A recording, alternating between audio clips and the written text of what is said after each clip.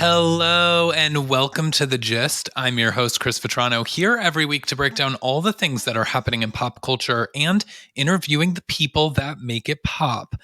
On today's show, we're breaking down the explosive premiere of The Real Housewives of New Jersey because, guys, we are back in Jersey with season 14.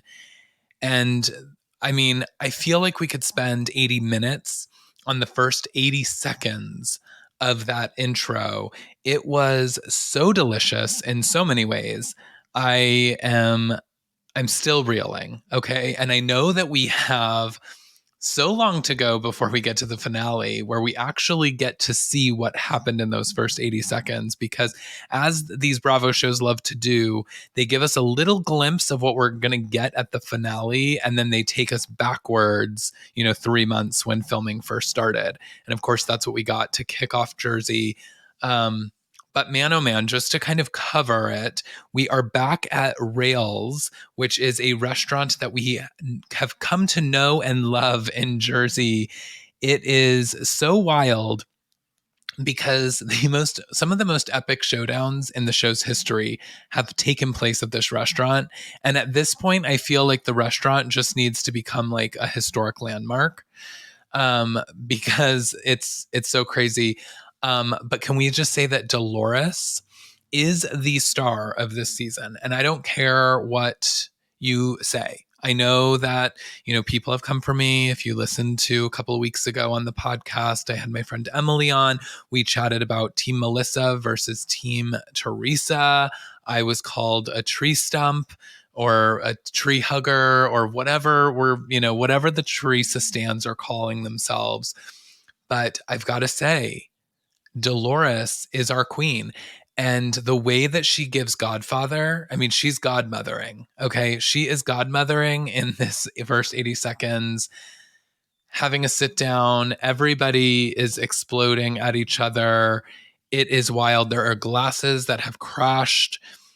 So much is going on. And so I can't wait to see how we get here. I think it's also very clear to see that if this is the finale and we're getting this explosive argument, there's not a lot for us to like move forward with. I am really worried about what we're walking into at the reunion. These people, none of them seem to get along anymore. And if we, I don't have hope for any like, major developments at the reunion this year. And then if that's the case, where do we go next year with this cast? I mean, I think it's already very clear.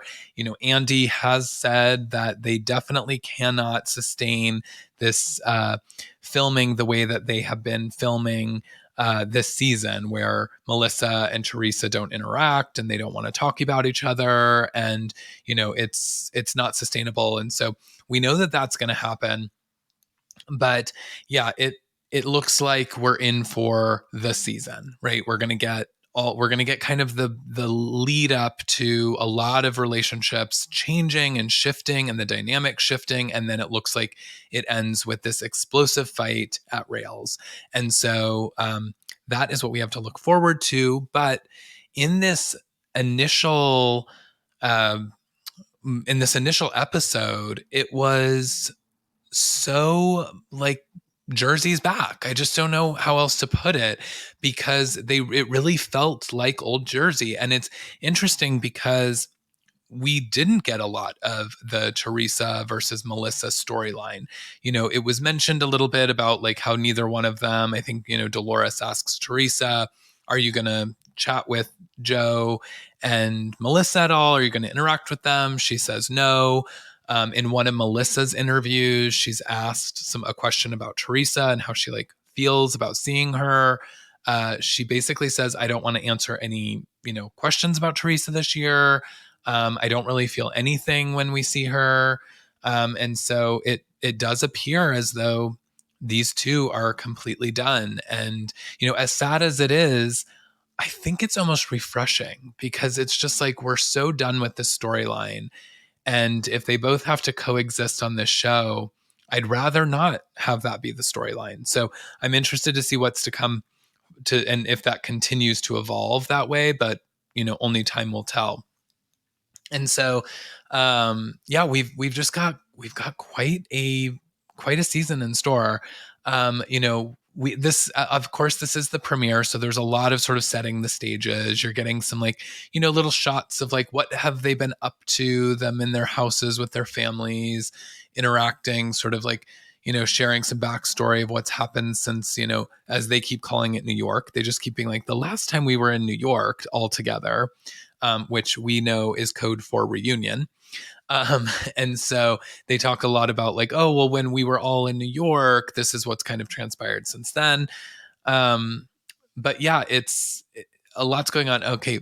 In some of the like introduction footage, I don't know if you guys saw this, but Danielle and her husband are, it's just like one of those fun scenes, but he's got one of those money guns and he's like, oh, it's taking me back to my 20s. And he's throwing fake money through the money gun at his like, you know, I don't know, 5-year old, 4-year old daughter, 3-year old daughter. I don't know. Like that felt a little cringy. Am I right? Is anyone else feeling that? Like it was little like, why are we making a stripper joke about your own daughter?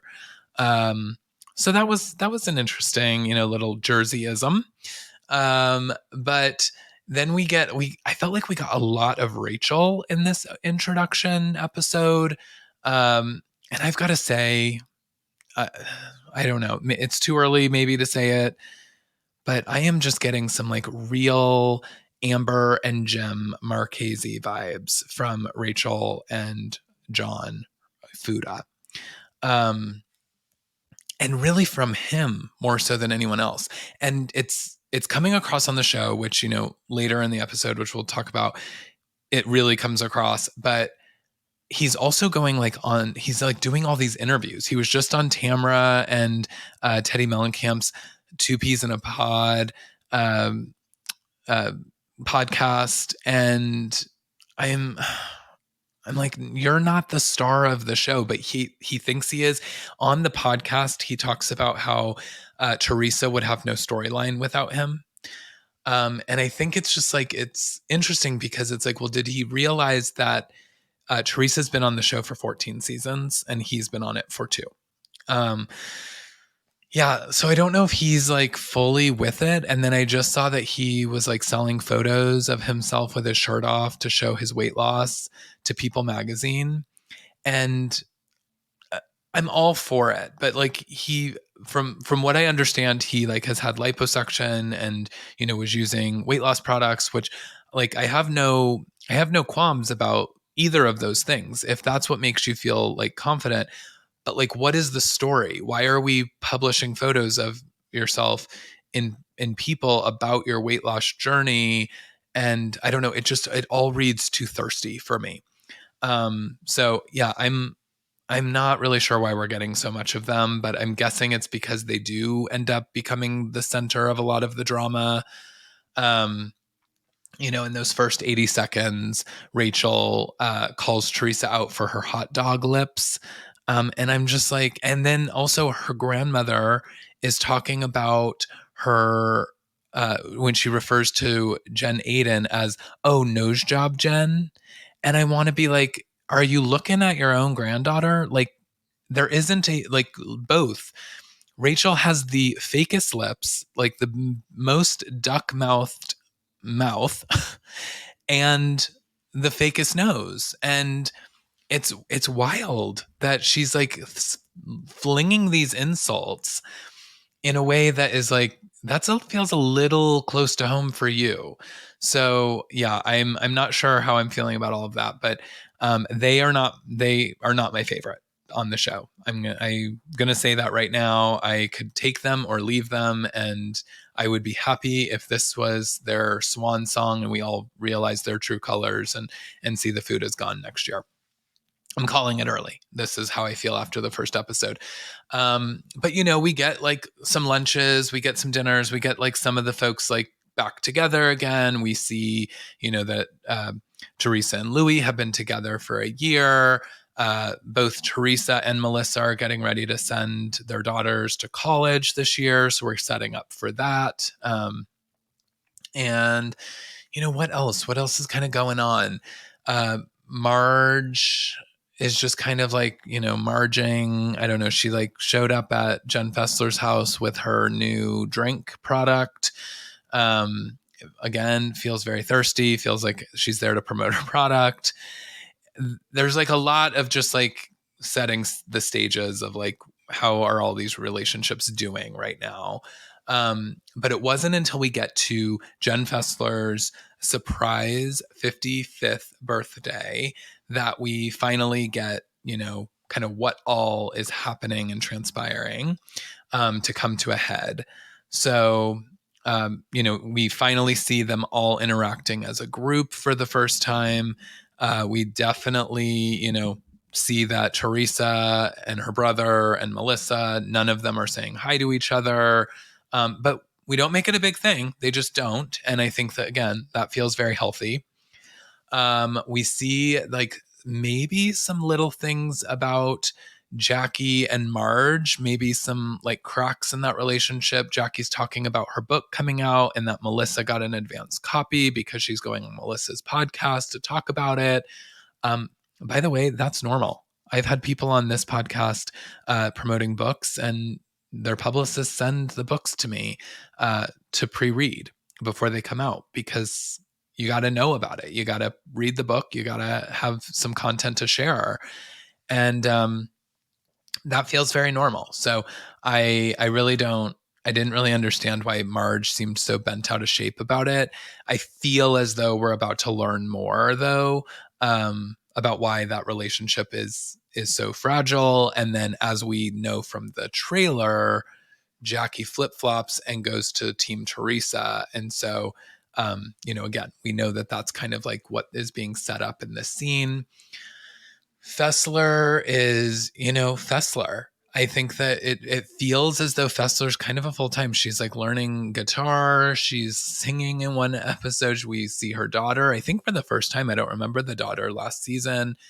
It seems as though she's like moving into more of a full-time kind of style role. Usually with the Friends of, they don't get a lot of like independent scenes. And Jen Fessler she was also the, the recipient of the party, the surprise party at the end of the episode. So, she's definitely a staple this season. She also seems to be maybe flip-flopping to Team Teresa at some point based on the trailer, which I'm really interested about given her relationship with Marge. And I think, Jen and Teresa are still, two peas in a pod, not to call back to Tamara and Teddy. But they are sort of like, the girls, they have some conversation about some news that breaks online around John Fuda liking, a double-edged or double-sided dildo, and that he was like this big drug dealer. So this scene is like pretty controversial, okay? Because before the premiere even happened, some online account has come forward and said that Teresa and Jen were sending them this information and saying, please post about all of this stuff online so that we can then bring it up on the show as like online bloggers are talking about this thing. So that they're trying to control this narrative. And everyone's kind of like, oh, they're exposed for doing this. And I'm sorry, but like every housewife, I mean, Andy himself has confirmed that housewives go to the media about stuff that then ends up on the show. So this is nothing really new. I didn't find it to be as controversial as everyone else is kind of making it out to be. Yes, it does feel like they're getting too involved in like what the internet is saying. And but ultimately, if John Fuda's ex is trying to get information out and happens to be, doing it through some of the other cast, so be it. And to be fair, John Fuda himself said that Teresa wouldn't have a storyline without him. And I'm actually going to turn that and say, maybe he wouldn't have a storyline without Teresa and Jen having done that. Because again, what would we be talking about and why would they be so controversial as characters if we weren't talking about these rumors? So, you know, I think that that's the nature of the game, unfortunately, especially now with, the Bravo universe online is so big. You've got all these bloggers and all of these, Bravo accounts and all the things that are so dedicated to like digging up dirt that like that is kind of the nature of all of this now. If they have housewives in their back pocket or they have cast members in their back pocket, it is what it is. It's like a couple of years ago, that was the whole fight between Lindsay and Paige at the reunion for Summer House. Is that she was like, I know that Lindsay has these publications in her back pocket and shared this information about the wedding that like didn't even technically happen, but like there wasn't anyone at the wedding that would have like known that other than Lindsay. And it's like it is what it is. Yeah, there's rumors. The media now has it. How they got those rumors and how they ended up posting them, I don't find to be the most controversial thing in the world. But anyways, I digress because now we're actually seeing it play out on the show where Teresa and Jen are in the car talking about this news coming out online. And I, apparently this all comes from John's ex. And, the fight sort of kicks off because Teresa and Rachel are like essentially kind of having this like sit down at the party where she's just saying like, hey, our husbands need to just like squash the beef. And Teresa's like, Louis tried to do it before the party. John didn't want to do it. He said, we'll just chat at the party. Louis didn't think that was an appropriate thing, which by the way, that is kind of like the more mature thing to say, like, I'm not going to come and fight you at someone else's party. I mean, because we know that it's going to turn into a fight. So he tried to like, take him out. And that ended up being sort of like in itself the big fight because the guys all started teaming up against, well, Louis wasn't there. He apparently had some work trip.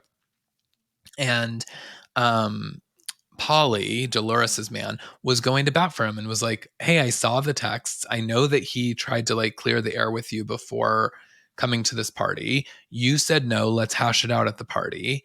That doesn't feel like the right thing. And Louis and not Louis, Polly and John Fuda get into it. It gets heated. They're, throwing fucks around and ready to like go to blows. Dolores, steps in and is like, we're out of here. Like, you're too heated. This is too much, and I was on team Polly in that conversation because I do agree that the party was not the place for that conversation to happen. Unfortunately, it ended up happening even though Louis wasn't even present for it. So that's kind of what erupted, being brought on by John Fuda. And then because of all of that, that's kind of where I think Teresa and Rachel were having this conversation. Teresa's like, Louis tried to be a gentleman and like, squash the beef. Wouldn't happen. He wouldn't accept it. Then Rachel's like waving her arms around and is like, well, Louis's not here. And Teresa's like, yeah, because he didn't want to bring that to the party and he's on a work trip. And she's like, just like magic, he's not here. And, she's kind of going off. And then Teresa, goes to Teresa when she's backed in a corner and feeling defensive. She throws out, this accusation that, well, your husband's the one that has the explaining to do because he's apparently the like biggest drug dealer in your county. And that in itself, pisses Rachel off. Teresa walks away. She's like, we're out of here. As she walks by John Fuda, she says hi. Rachel tells John what she said. Then John goes to Teresa and starts fighting Teresa, telling her that she's a has-been and that she's washed up and all these things. And he, wants to fight women. So, he's just, like I said, he's just reading as too thirsty for me, and I can't handle it. First of all, the men need to stay out of the women's fights. I've always kind of like felt that way. Jersey having like the men in it is in the show, it has been fun at times, but they're sort of there to be the comic relief, especially when the women's relationships are so toxic. But now that the men's relationships are getting so toxic, it's actually reading as too dark. And I think that was a mistake to let these men think that they were the stars of the show. And clearly, John Fuda thinks he is the star of the show. In fact, I could even call this that I don't know that relationship, John and Rachel, will last, because I think at some point he's going to think he's such a big star that she's going to turn on him. Or maybe he will turn on her because she's going to get all these press opportunities as a housewife or something, and he will not be able to handle it. He seems so thirsty. So, but that's where we ended the premiere, and I'm living for it. I am so happy Jersey's back. I feel refreshed. We have our housewives. We have just this on until June, when we get Dubai. And so Jersey is our housewives right now. And it feels strong. It feels like we are in for quite a lot. And yes, it might be a little dark, but I'm here for it. So let me know what you guys think, though. Find me on socials. I'm at CM Veterano on all the things. So I'd love to hear from you on what your thoughts are on Jersey, because, the internet is a toxic place, especially when it comes to Real Housewives of New Jersey. These teams, there's just so much hate flying around. And then it's like so many rumors and so many horrible things being said about all these people. It's like, I just want to hear from normal people that have like an opinion, that don't have to necessarily be on a team, but just like enjoy watching the show. Cause that's what I like doing. I like watching the show, and maybe I am on one side or the other, but not really. I'm team Dolores. Okay. That's where I'm at. I'm team Godmother.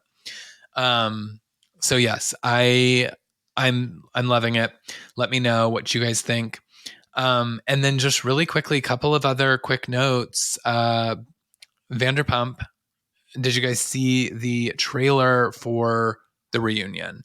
So this week we got the finale episode of Vanderpump Rules.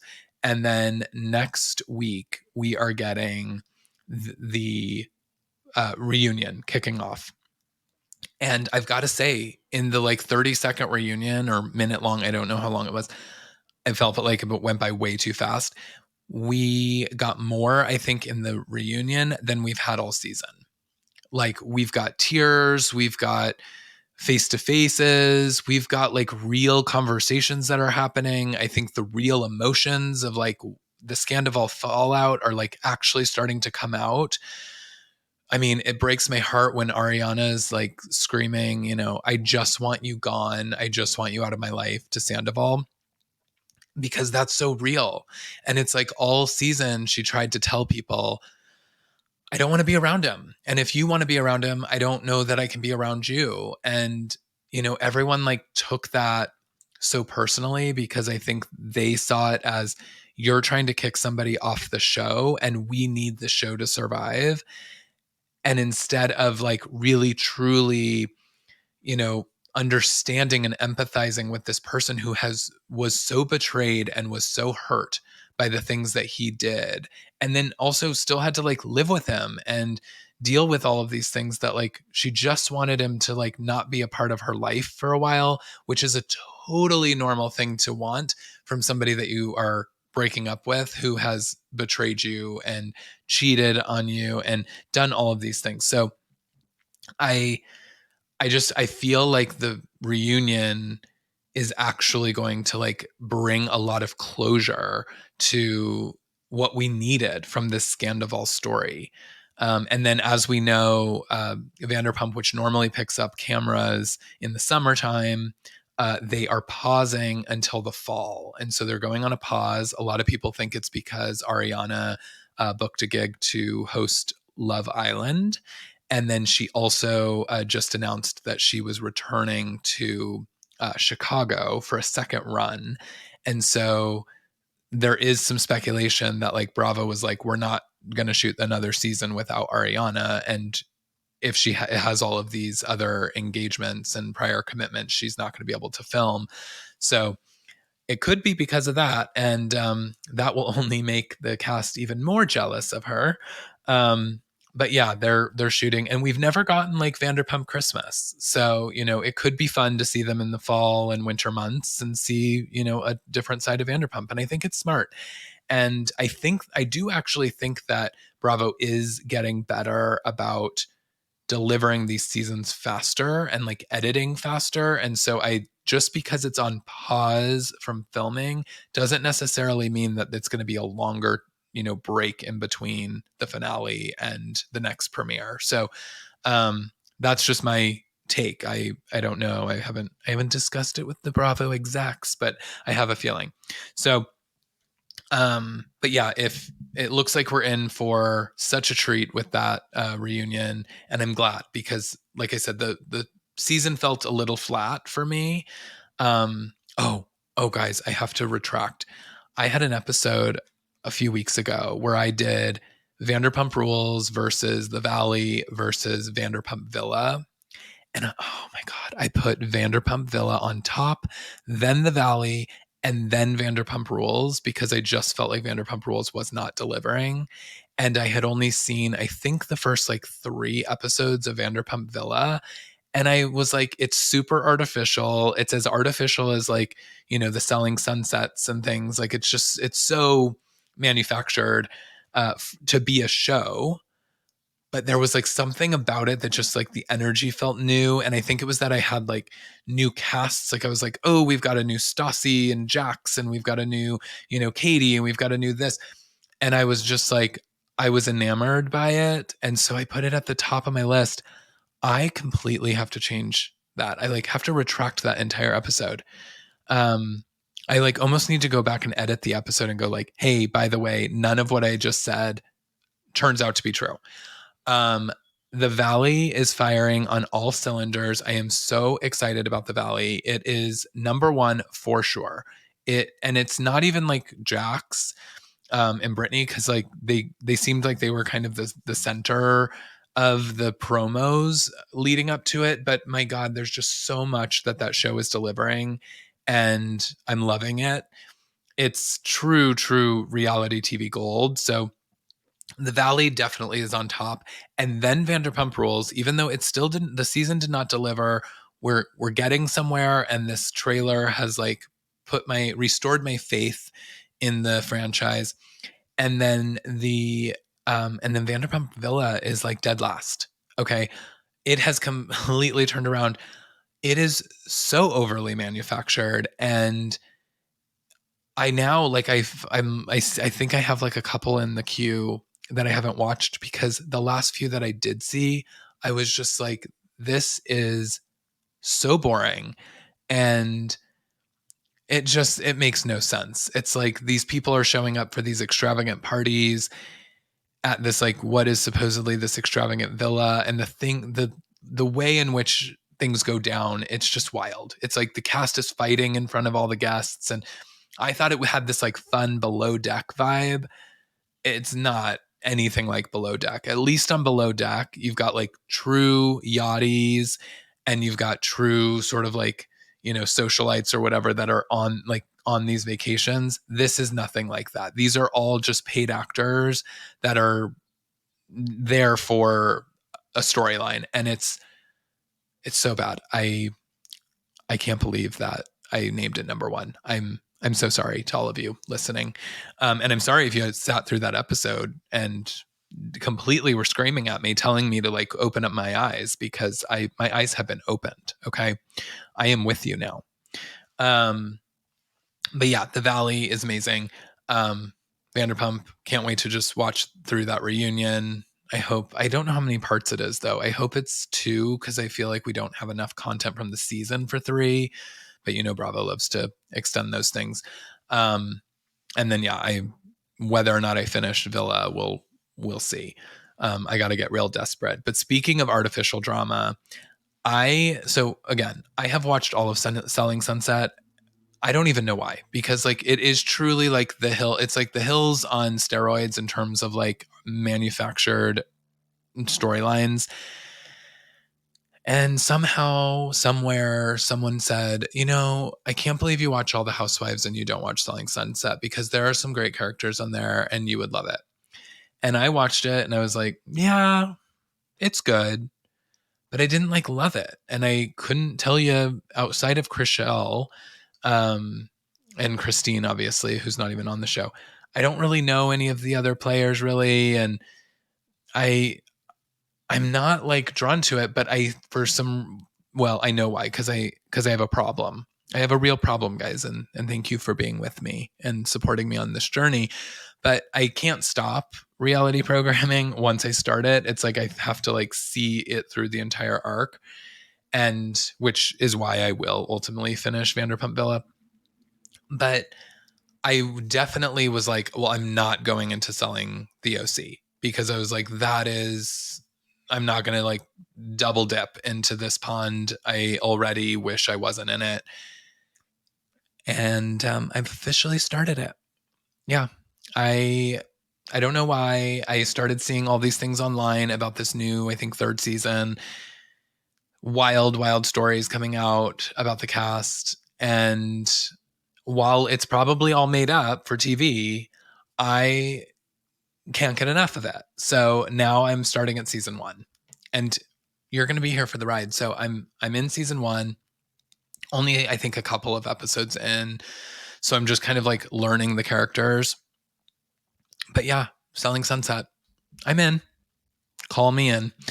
Um I still would say that Buying Beverly Hills is better than both, but remains to be seen. Maybe I'll, have to retract that statement soon. So yeah, so that's where I'm at. Like Jersey, happy it's back. Vanderpump is giving. I am feeling fed, even though like I don't feel like we have so many shows. Like Below Deck is really great this season. Loving watching Summer House play out. I'm ready for the Carl Lindsay stuff to just sort of like drop and us to like kind of see the fallout, though I don't know if that's like just the finale and then we're not going to get much. But yeah, I feel fed from Bravo right now. But here I am going to Hulu for Vanderpump Villa and Netflix for selling the OC. So maybe I have too much time on my hands. But it's summer, or it's almost summer, and I'm loving the outdoors too. So I don't know how I'm fitting it all in. How do you guys do it? But yeah, anyways, that's my thoughts for the week, what I've been watching, and of course, recapping that birthday bombshell that we got in the season 14 premiere of Real Housewives of New Jersey. So again, let me know your thoughts. Let me know what you guys are watching. If there's anything I'm missing, of course, let me know. I'll probably resist at first, and then like Selling the OC, I will dive deep in. So yeah. So until next week, it's Chris Vetrano. I hope that you all are well. Follow me on CM Vetrano on the socials. And yeah, talk to you all soon. Bye.